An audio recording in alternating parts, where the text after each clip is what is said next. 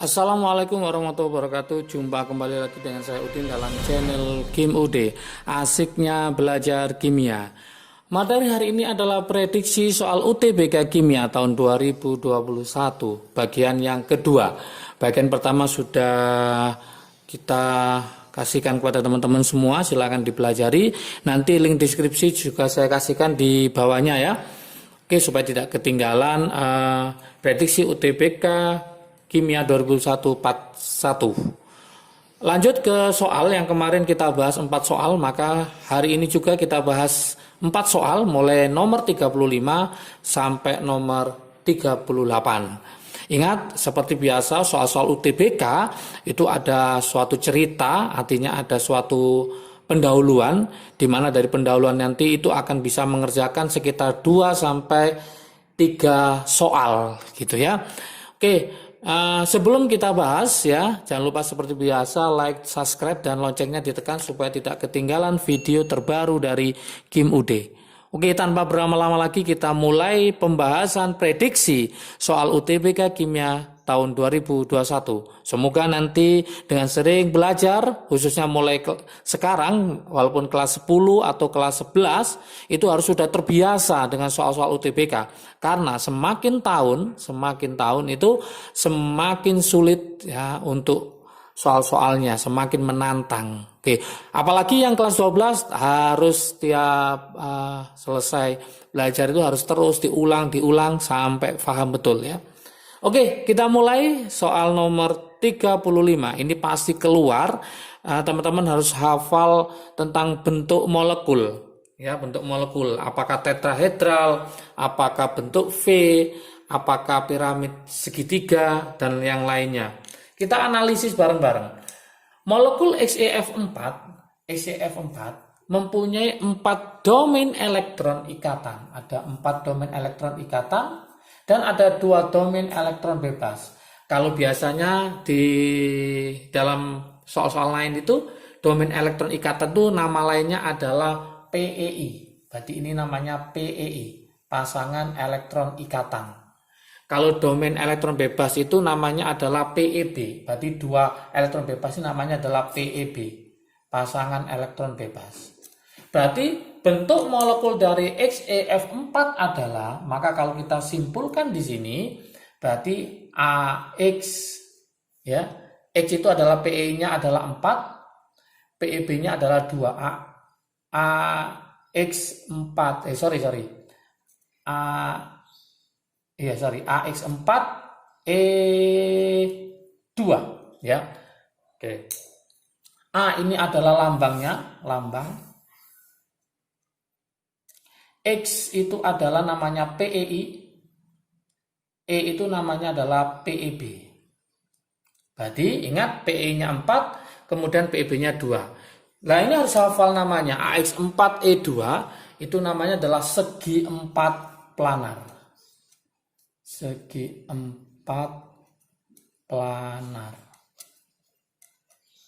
Maka jawabannya adalah yang B. Nah sekarang gimana yang lainnya? Nah, bentuk V tetrahedral itu adalah AX4.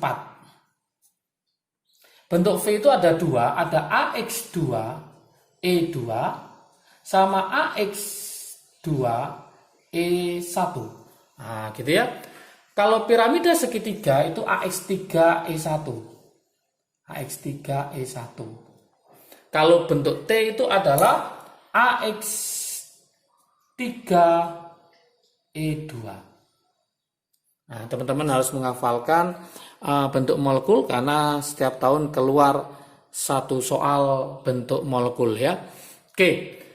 Sekarang ada soal, gunakan informasi berikut untuk menjawab soal nomor 36 sampai 38. Berarti ada 3 soal dalam satu cerita ini. Ada 3 soal.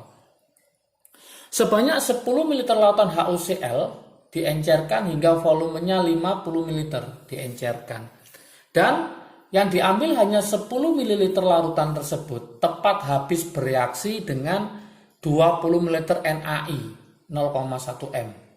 Sesuai dengan persamaan reaksi yang belum setara. Karena belum setara, maka langkah pertama teman-teman harus menyetarakan reaksi ini. yaitu HOCl ditambah NaI ditambah HCl menjadi NaCl ditambah I2 ditambah H2O. Langkah pertama harus menyetarakan reaksinya. I-nya ada berapa? Ada 2. Di sini I-nya ada berapa? Ada 1, maka ini saya kalikan 2. Na-nya menjadi 2, berarti sini kalikan 2. Berarti Cl-nya ada 2, ini 1 tambah 1, 2. Oke, hanya 1 tambah 1, 2, hanya 2. O-nya 1, O-nya 1, sudah setara. Langkah berikutnya yang ditanyakan adalah konsentrasi HOCl sebelum diencerkan. Berarti sebelum diencerkan itu berapakah konsentrasi dari HOCl atau kadang disingkat HClO, diganti yaitu asam hipoklorit ya. HOCl atau HClO. Nah, yang diketahui datanya apa? 20 ml 0,1 M. Ini ternyata 20 ml 0,1 M. Nah, 20 ml 0,1 M kalau saya kalikan maka menjadi 2 milimol. Oke. Berarti kesimpulannya ternyata ini adalah 2 milimol. Pusat perhatian kita adalah HOCl ini karena yang ditanyakan. Ini perbandingannya adalah 2:1. Kalau ini 2 milimol berarti sini adalah 1 milimol. Oke. Ternyata kita dapatkan HOCl adalah 1 milimol. Berapakah konsentrasi molaritasnya? Yaitu mol dibagi volumenya. Volumenya yang dipakai adalah 10 ml. 10 ml yang tepat beraksi dengan 20 ml NaI 0,1 M. Berarti yang kita ambil adalah 10. Berarti nanti adalah 1 dibagi 10. Maka ketemu 0,1 M. Ini adalah konsentrasi setelah pengenceran. Ini konsentrasi setelah pengenceran. Ya, yang ditanyakan konsentrasi sebelum pengenceran, maka kita pakai rumus pengenceran apa? M1V1 sama dengan M2V2. M-nya ini adalah miliknya ini karena setelah pengenceran. Saya tulis berarti adalah 0,1. Kemudian hingga volume diencerkan 50, maka ini 50. Mula-mula adalah 10, berarti ini 10. Yang diminta adalah M1. Ini sebelum diencerkan, yang ini setelah diencerkan. Maka ini saya coret ketemu 5, berarti M1-nya sebelum pengenceran adalah 5 kali 0,1, maka ketemu 0,5 M. Oke, inilah jawabannya. Maka dari pilihan jawabannya adalah yang D, 0,5 M. Nah, ini tidak ada, ya, ini adalah soal nomor 37. Oke. Soal 36 ternyata tidak sesulit yang kita bayangkan ya, tinggal mainkan yaitu perbandingan mol menunjukkan perbandingan koefisien. Gitu aja, kemudian cari konsentrasi setelah pengenceran, baru masukkan rumus pengenceran M1V1 sama dengan M2V2, ketemulah M1. Sekarang nomor 37, jumlah mol elektron yang terlibat dalam reaksi. Maka kita akan mencari bisa itu HOCl ya, untuk nomor 37, HOCl berubah menjadi NaCl, HOCl berubah menjadi NaCl. Oke. Kita cari biloknya. Berapakah biloknya HOCl di sini? Biloknya Cl. Ini berapa? Ini berapa? OH, H itu kan plus 1, O itu min 2. Berarti Cl-nya adalah plus 1. Na itu plus 1, berarti Cl-nya min 1. Selisihnya ada berapa plus 1 ke min 1? Selisihnya adalah 2. Berarti trik asiknya, jangan lupa untuk mencari mol elektron, trik asiknya yaitu selisih bilok dikali molnya, mol mula-mula. Tadi HOCl ketemu berapa? 1 milimol. Maka selisihnya ada berapa nih? 2. Berarti 2 dikali 1 milimol. 1 milimol. Milnya siapa? HOCl. 2 kali 1 ketemu berapa? 2 milimol. Yang diminta bukan milimol tapi mol. Maka kita jadikan mol. Maka ini sama dengan dibagi 1000. Berarti 0,02 mol. Oke. Maka jawabannya adalah yang B.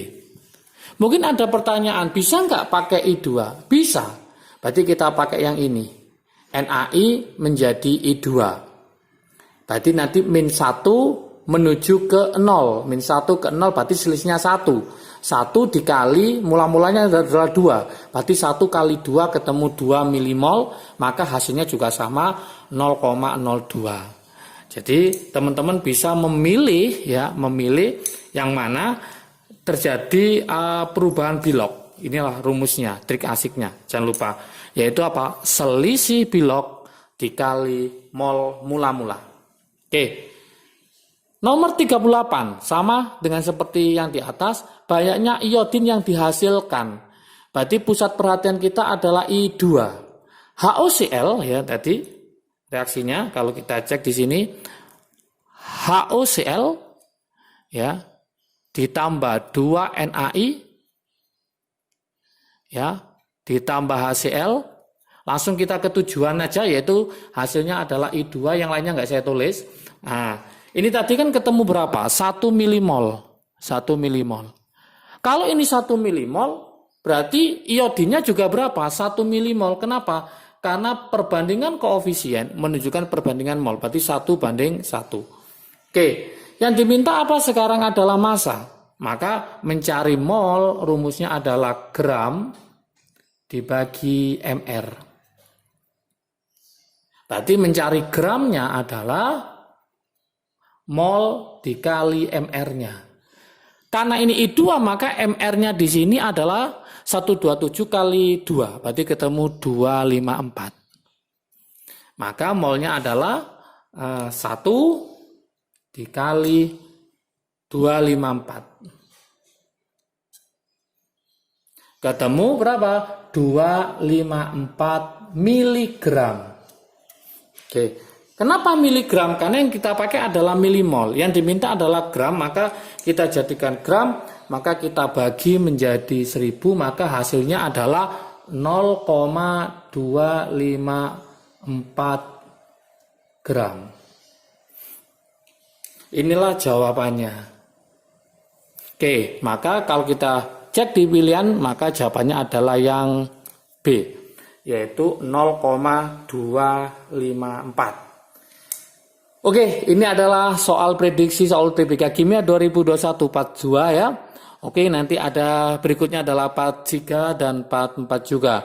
Jangan lupa terus diikuti channel Kim UD, mulai belajar UTBK mulai dari sekarang. Kenapa? Karena supaya paham model soal UTBK dan nanti bisa diterima di PTN favorit pilihan dari teman-teman semua. Oke, semangat belajarnya, salam sukses dari Kim UD, asiknya belajar kimia. Assalamualaikum warahmatullahi wabarakatuh.